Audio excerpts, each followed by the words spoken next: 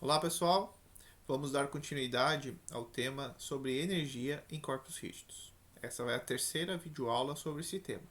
Na primeira videoaula, a gente viu como que é a energia cinética de um corpo rígido. A gente viu que a gente tem duas componentes da energia cinética, que é a parte de translação e a parte de rotação.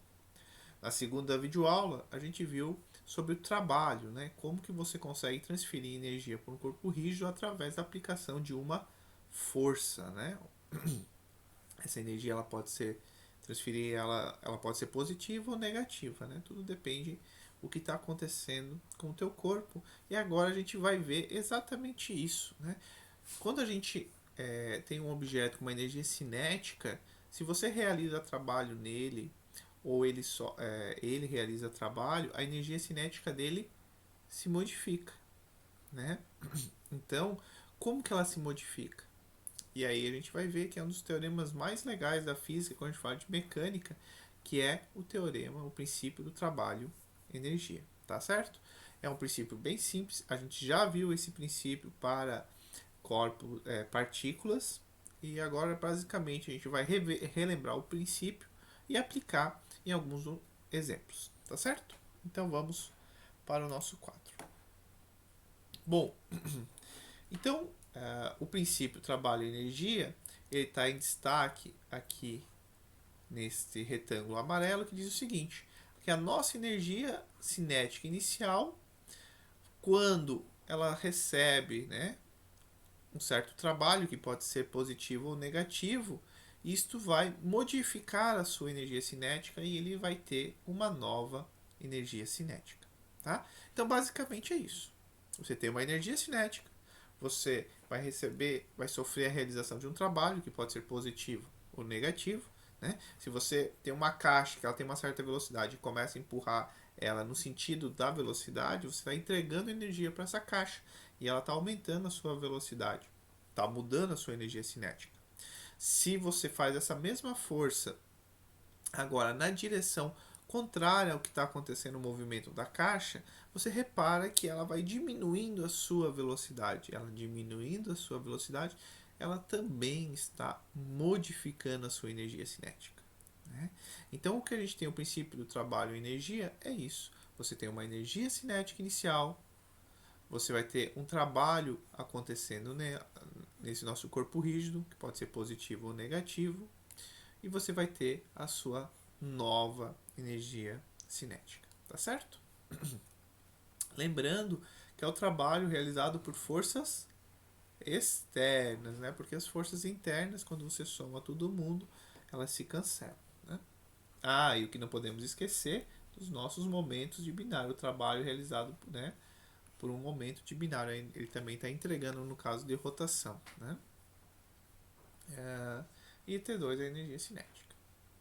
Bom, então eu vou ler essa frase porque eu acho que ela é bem importante, né? Que o que acontece? Como a gente está trabalhando de forma escalar, se você tiver vários objetos conectados, isso vai acontecer, a tua energia cinética do teu sistema, basta somar todo o trabalho que cada peça recebe, sofre, né? E com as suas energias cinéticas. Você pode fazer tudo individual e aí somar todo mundo para saber qual é a energia cinética final do teu sistema, né?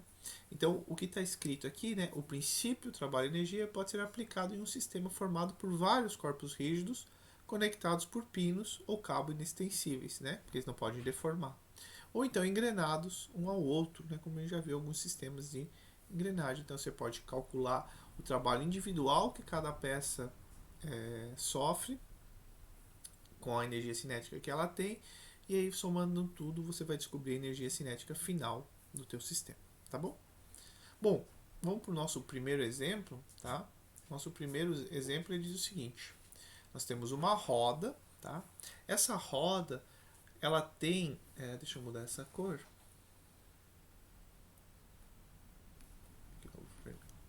Essa roda ela tá presa, uma mola, a mola tá presa aqui nessa borda superior da tua roda. Então o que, que vai acontecer? No momento que essa roda ela vai se transladando para lá, a mola ela vai esticando, mas ela também vai sendo enrolada aqui nessa roda, tá? Reparem que a nossa mola ela não está presa aqui no centro de massa, tá certo? Bom, e aí o que ele fala, né?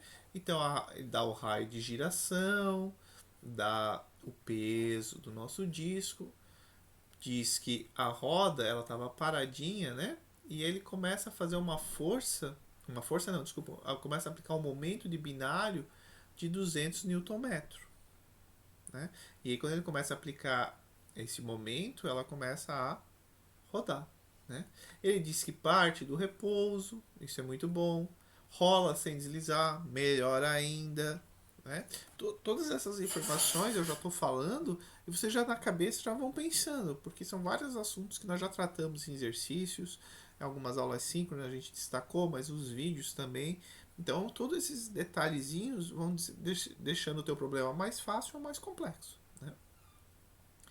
E ele fala que a rigidez da mola é de 200 Newton por metro e que ela está inicialmente não deformada, né? Então ela só começa a se deformar quando o momento de binário começa a ser aplicado, tá? Então o que eu fiz aqui, né? Eu coloquei os nossos dados, raio de geração, o momento está sendo aplicado. Por que eu coloquei menos? Porque não está no sentido horário, né? O peso do nosso disco, a, a, a coeficiente de rigidez da mola, né? E o raio do disco. Observe que, como eu peguei da versão em inglês do Hibbeler, aqui a gente está vendo em outro sistema de unidade que o Hibbeler, alguns problemas ele coloca, né? Então, por isso que eu coloquei. Então, o raio, esse raio aqui, é de 0,2 metros, tá? Esse aqui, esse valor aqui é de 20 newton por metro e aqui é de 200. Opa. O que eu falei? 20? Newton vezes metro. Aqui é Newton vezes metro e aqui é 200 newton por metro, tá? Bom, essa figura aqui ajuda, mas é importante a gente fazer o nosso diagrama de corpo livre aqui no cantinho direito. Por quê? Porque se a energia cinética do meu sistema está modificando, não tá? Vou apagar aqui para não ficar poluído, mas a energia cinética do disco inicialmente era zero. Quando começou a aplicar o momento de binário, ela começou a mudar. Então, se a energia cinética está mudando, nós temos forças realizando, né? Forças e momentos de binário realizando o trabalho nesse nosso disco. Como a gente vai enxergar quem está realizando o trabalho? O diagrama de corpo livre. Por isso que é importante desenhar diagrama de corpo livre quando a gente fala de trabalho, fala de energia, até a conservação de energia, para você saber todas as forças, todo mundo que está agindo no teu sistema. Então nós temos nossa força elástica, né? A mola não estava deformada, ela começou a ser deformada, então vai ter uma força elástica no sentido de não deixar o objeto se movimentar, vai ter o nosso momento de binário, força-peso, a força de atrito, que faz com que ele translade no eixo X, né? E a força normal. Então observe que a energia cinética inicial é zero e nós precisamos saber quem é o trabalho do ponto 1 até o ponto 2. Quem é o ponto 2? Né? O que ele pergunta é qual vai ser a velocidade angular que o meu disco vai ter quando o centro de massa deslocar-se 0,1 metro. Né? Então, esse vai ser o meu ponto 2. 0,1 metro para frente, o centro de massa. Bom, então a gente vai ter o que?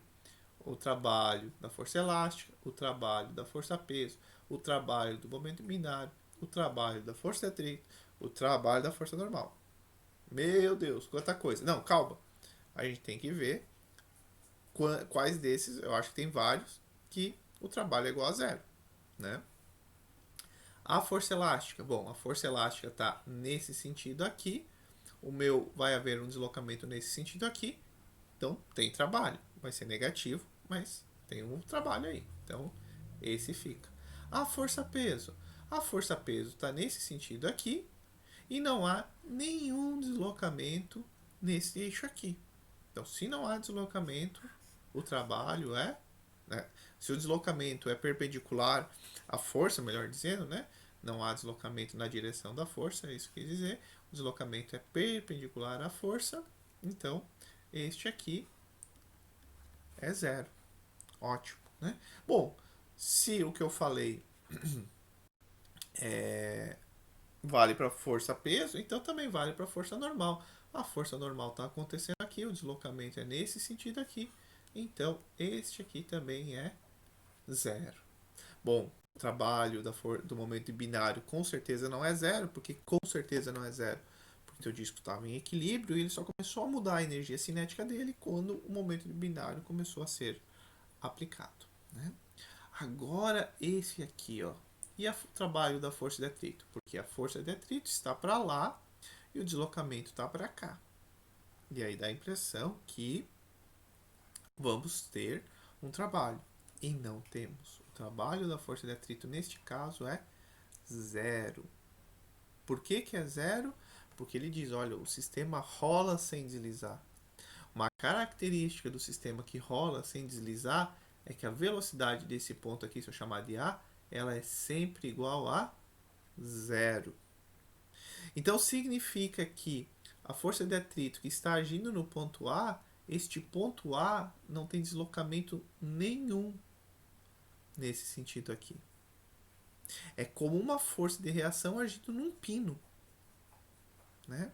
O pino não se mexe, então a força de reação não realiza nenhum trabalho.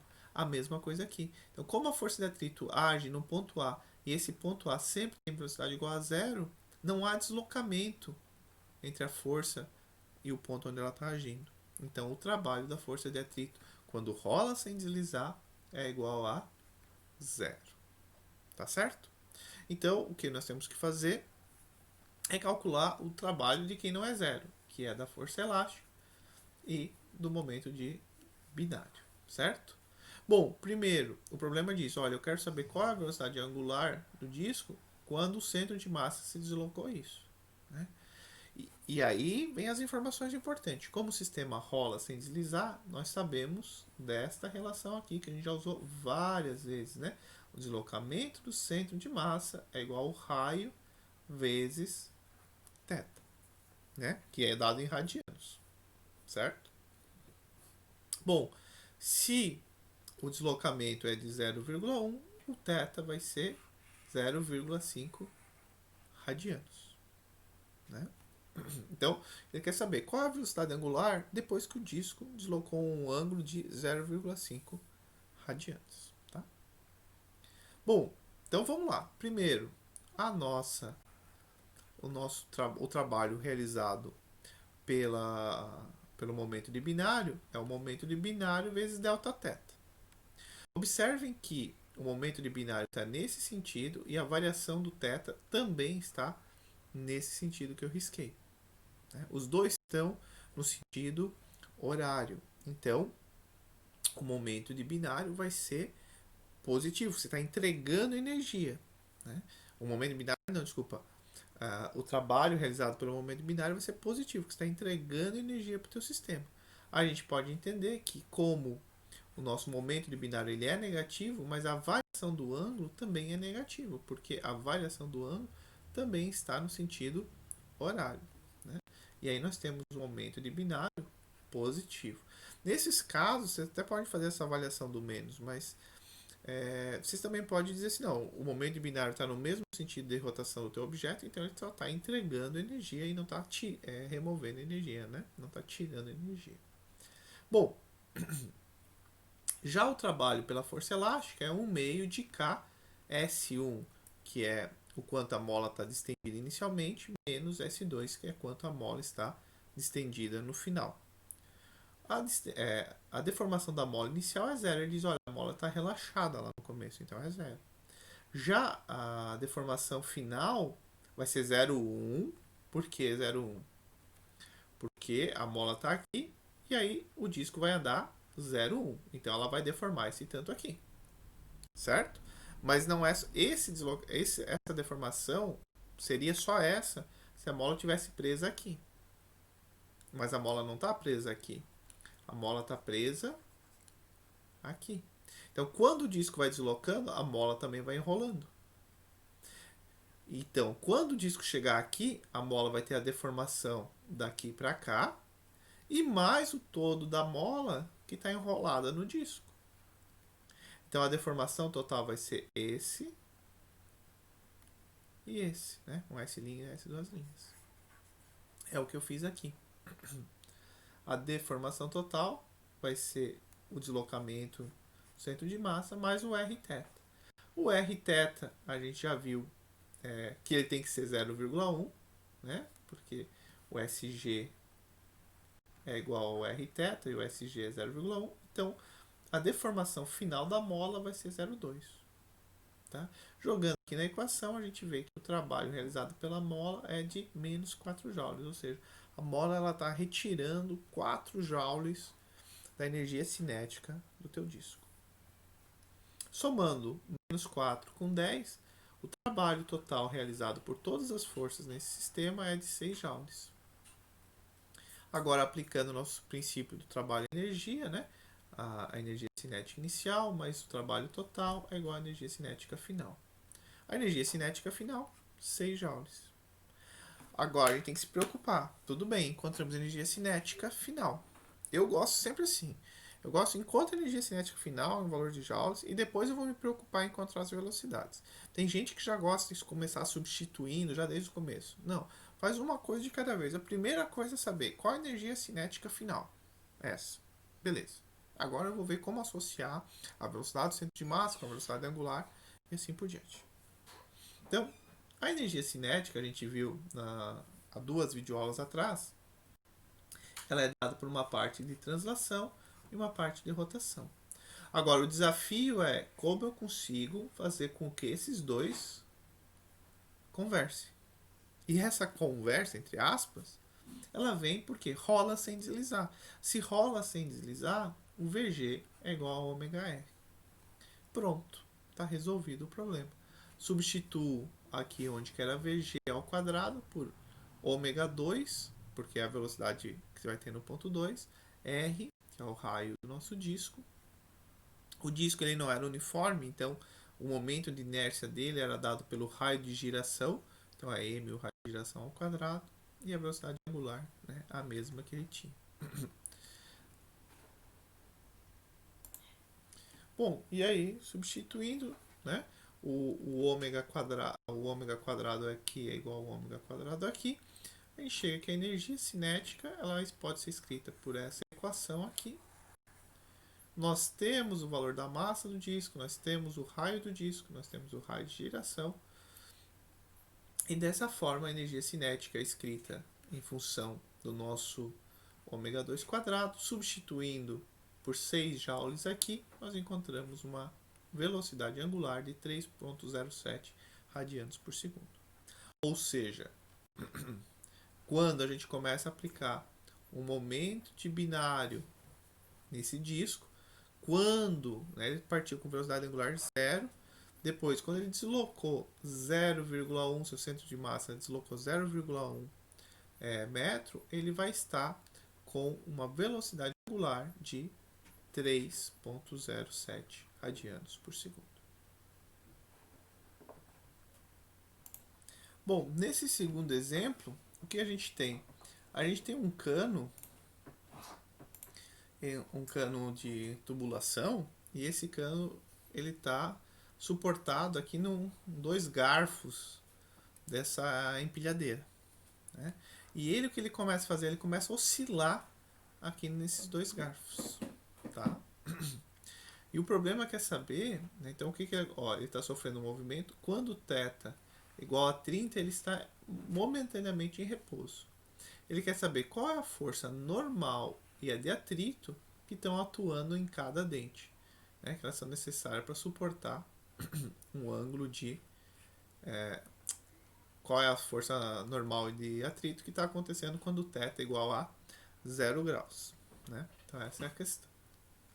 Bom, então vamos fazer o nosso diagrama de corpo livre, que aqui eu peguei o diagrama que está bem bonitinho do livro, pronto, né? O diagrama não, desculpa, essa figura aqui mostrando os dados, o diagrama eu fiz, tá aí embaixo, tá? Então a massa do nosso cano é 700 kg. Quando o θ é igual a 30 vai estar em repouso e ele quer saber essas duas forças aqui, tá? Fazendo nosso diagrama de corpo livre, o que nós temos? Lá onde que nós temos o garfo está em contato com essa haste do tubo, nós temos a força normal, que o garfo está fazendo no tubo, e temos a força de atrito. Eu botei a força de atrito para cá, porque no meu desenho o tubo está vindo nessa direção aqui. Mas podia ser o contrário também. Tanto faz, ele está oscilando, então a força de atrito também está mudando de direção. Né? Bom, claro, a força-peso aqui não podemos esquecer, mas é só isso que está agindo de força. Então vamos lá, na situação 1, que é a situação inicial, a gente vai pegar aonde que ele está em repouso. Então θ é igual a 30, a energia cinética neste ponto é igual a zero. E eu quero saber, qual é a força que a normal está exercendo, a força de atrito. Eu sei que vai haver um movimento, né, deste tubo. Podemos olhar nessa figura aqui, né? Vai ter um movimento oscilatório nessa direção. Então eu vou ter uma velocidade angular em relação a este ponto aqui. E quando a gente for fazer as forças normais, forças tangenciais, a gente vai precisar saber a velocidade angular. Então por isso que a gente vai usar o teorema do trabalho, princípio do trabalho e energia, para calcular essa velocidade angular, e aí depois a gente pode terminar o nosso problema. Né?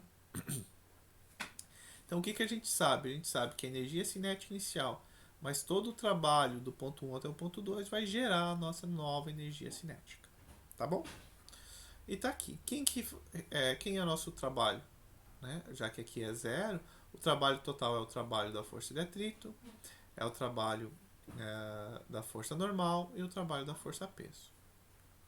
Como ele não está, o nosso cano aqui, ele não está deslizando, né? Ele não chega a deslizar, então essa força de atrito aqui é só uma reação, então é zero.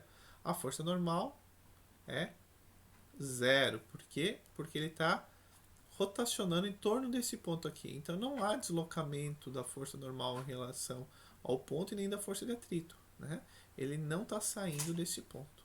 Agora, a força-peso, essa sim vai realizar trabalho. Por quê? Observem aqui, ó, aqui está o ponto onde está a força de atrito e a força normal acontecendo. Esse ponto não se desloca, então nem a força de atrito, nem a força normal realizam trabalho. Né?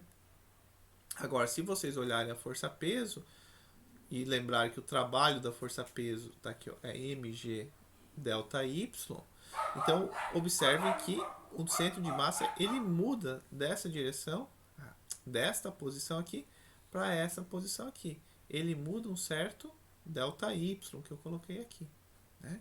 Então vejam, a gente pode achar esse delta y. Por quê? A gente sabe que esse tamanho daqui até, esse tamanho daqui até aqui, né? Ele vale 0,4 metros, né? Esse tamanho daqui até aqui, ele vale 0,4 metros, certo? Só que eu preciso saber qual é este tamanho até aqui, ó. Por quê? Porque a posição do meu centro de massa vai estar nessa posição aqui e depois vai estar nessa posição aqui. Então vejam, esse delta y vai ser o 0,4, que é tudo isso aqui. Deixa eu apagar. Não apagou? Por quê? Vai ser o 0,4 menos esse 0,4 cosseno que está em laranja. Por quê? Porque esse tamanho aqui também tem 0,4 metros. Logo, se aqui é o cosseno de 30, né? Então é esse tamanho aqui, vai ser 0,4 cosseno de 30. Então o nosso delta y vai ser todo esse tamanho aqui, que é 0,4 menos o que está em laranja, o 0,4 cosseno de 30, que está aqui. Né? Então esse é o nosso delta y e aqui está o nosso valor ΔY. Observem que quando a gente vê a equação do peso, a gente vai lá e tem, ó, mas aqui é menos Everton. Então, tudo bem, a gente pode colocar o menos aqui, só que a gente sabe que o ΔY ele vai acontecer de uma altura, se o meu Y tiver aqui, meu Y igual a zero for aqui, ele vai de uma altura maior para menor, então o delta também é negativo.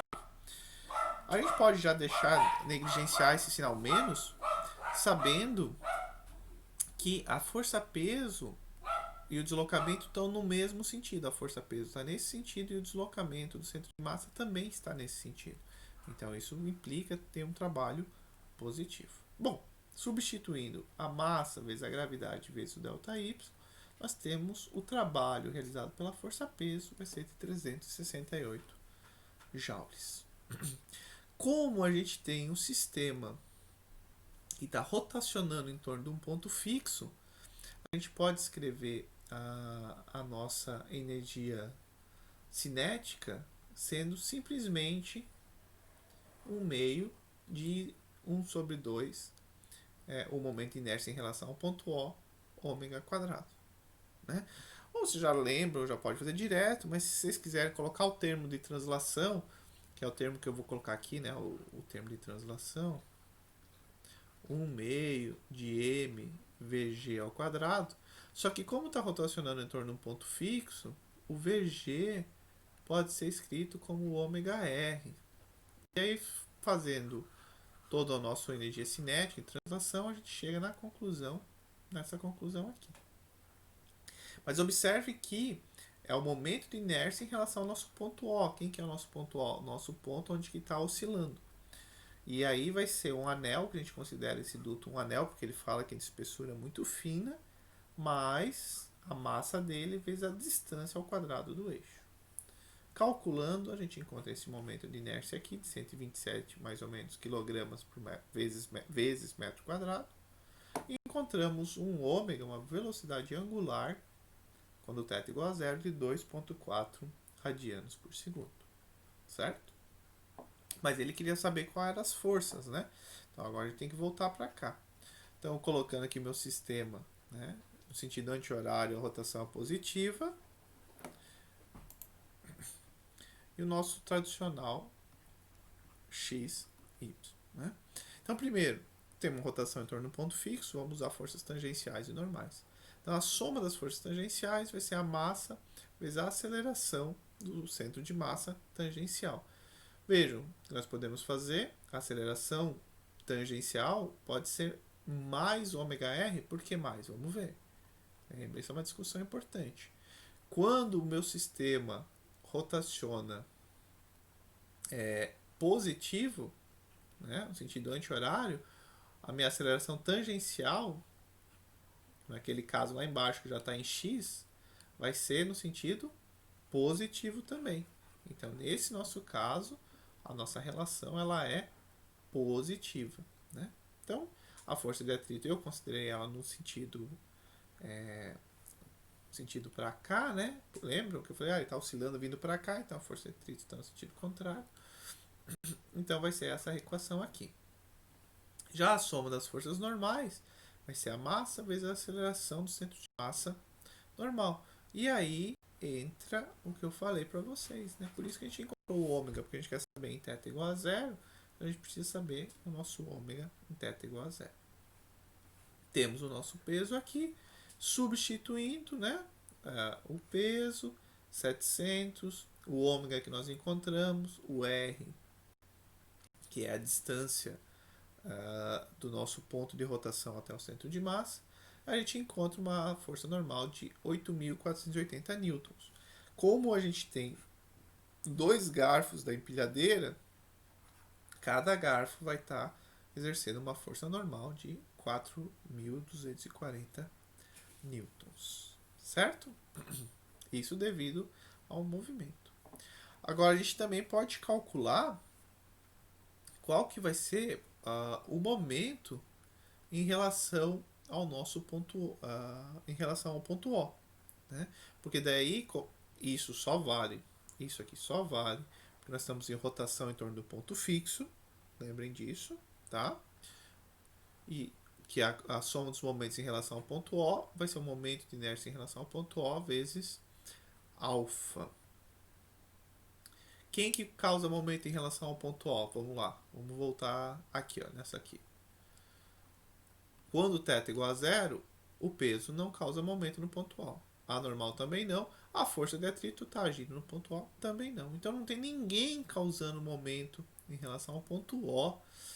Ou seja, quando θ é igual a zero, veja, quando θ é igual a zero, o momento em relação ao ponto O é igual a zero. Isso implica em alfa igual a zero, e isso implica na força de atrito igual a zero. Então, esse nosso tubo que está oscilando, quando ele está retinho aqui, ó, 90 graus com o dente aqui da empilhadeira, não tem força de atrito nenhuma. E faz sentido, porque se vocês pensarem que a força de atrito tá num sentido, quando, por exemplo, tá no sentido que eu coloquei quando ele tá vindo para cá, e depois ela vai mudar de sentido quando vai para cá, vai ter que ter um ponto onde que ela é igual a zero. E é quando θ é igual a zero. Tá certo? Esse é um exercício bom. A gente acaba revisando, né, o que a gente já viu lá no capítulo 17. Vamos fazer mais um, tá?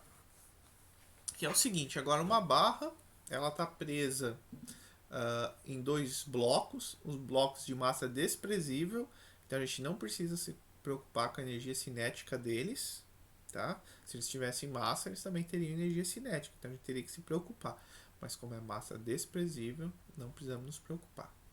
O que acontece? Este bloquinho de baixo, ele está sofrendo uma força de 50 newtons e está deslocando essa barra.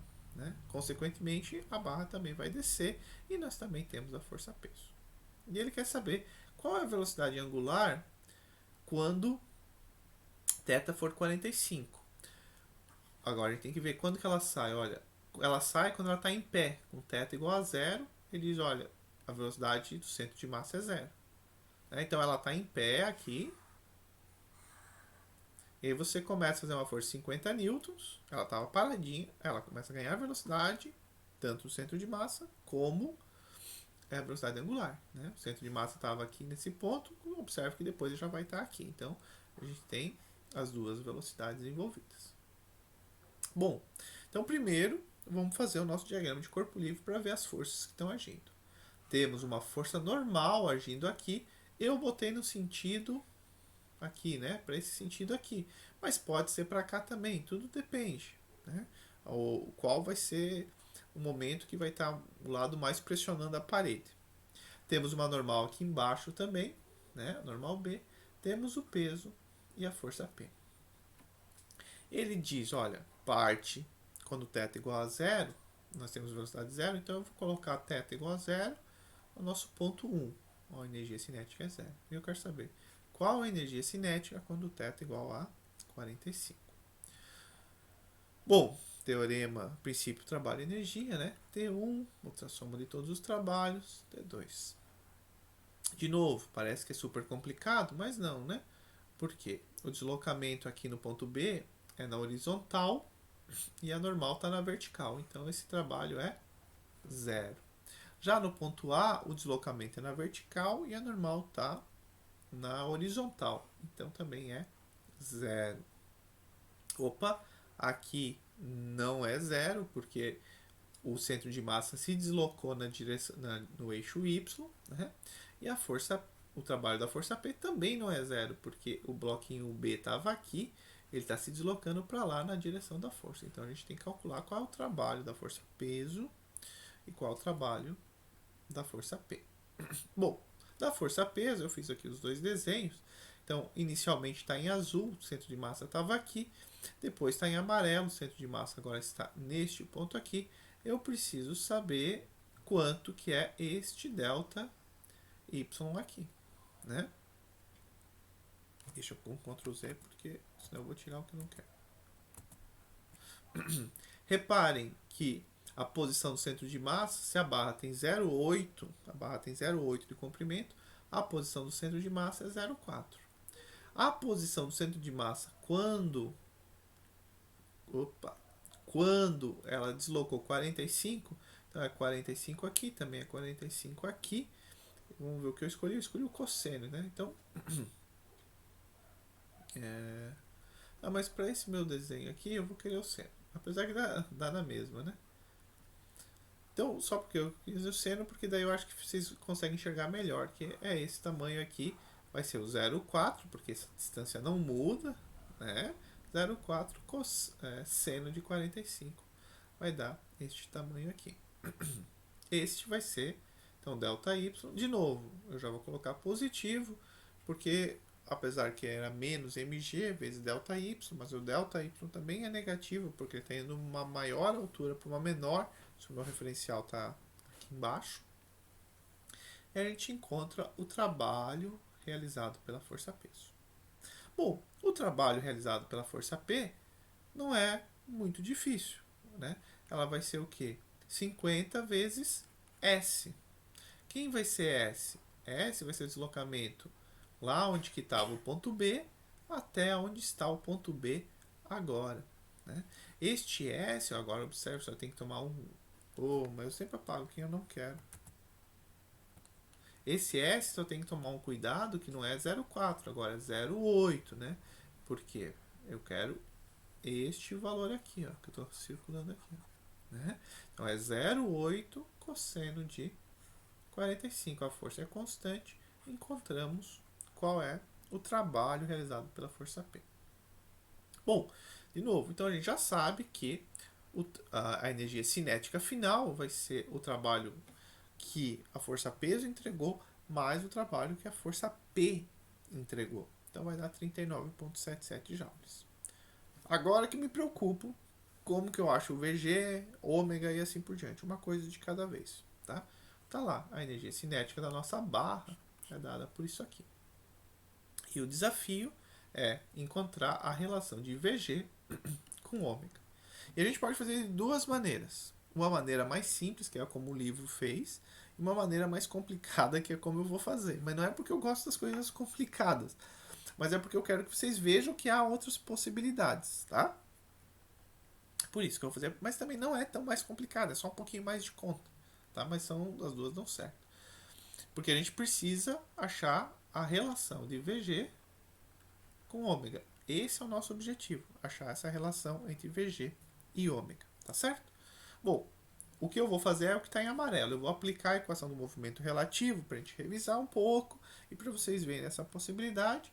Ou então podemos, o que o livro faz, eu vou até mostrar para vocês, é encontrar o CI, tá? E aí você faz uma relação direta. Bom, basicamente, por que é muito bom de encontrar o CI? Porque como essa guia só permite velocidade nesse sentido e essa guia só permite velocidade nesse sentido, o nosso CI ele é bem fácil de encontrar. Porque eu tenho aqui 45 graus, certo? Temos essa distância aqui, essa distância a gente também tem. Então, olha só, opa. Quem nós precisamos encontrar é essa distância aqui, porque o nosso CI vai estar aqui, ó. Então eu preciso aqui o RG CI.